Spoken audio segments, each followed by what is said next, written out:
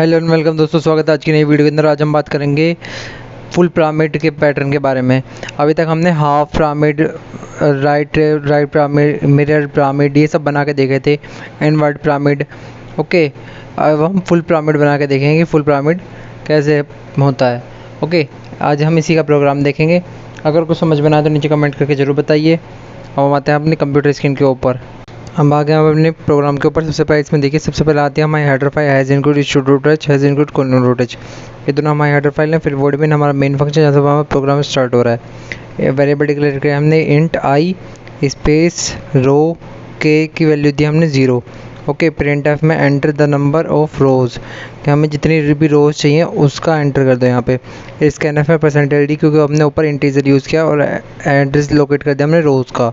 सबसे पहले हमने फॉर लूप यूज़ किया। फॉर लूप में देखिए इनिशियलाइज़ करा आई इज इक्वल्स टू 1, आई जो है वो छोटा होगा इक्वल होगा रोज़ के और इंक्रीमेंट होता रहेगा, और के इज इक्वल्स टू 0 रहेगा। फिर हमने फॉर लूप की कंडीशन दी है, फॉर में स्पेस इज इक्वल्स टू 1 होगा, स्पेस जो है जो छोटा होगा और इक्वल होगा रोज़ के और माइनस होगा आई से, और प्लस प्लस स्पेस होता रहेगा, आगे इंक्रीमेंट होता रहेगा। प्रिंट एफ में स्पेस देता रहेगा वहाँ पे।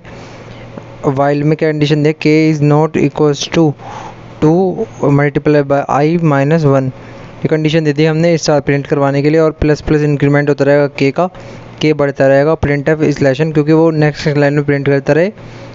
ओके, लास्ट में गैसेज कंसिस्टेंट को होल्ड रखने के लिए।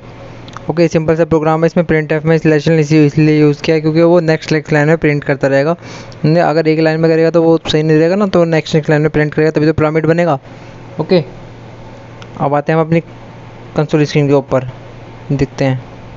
ये देखिए, इसमें हमने 5 रोज़ घेरी, 5 रोज़ इसने प्रिंट करवा दी। इसी तरीके से आप भी फुल पिरामिड प्रिंट करवा कर देख सकते हैं। अगर कोई भी दिक्कत आए तो नीचे कमेंट करके ज़रूर बताइए। ओके, आज के लिए बस इतना ही। Thank you.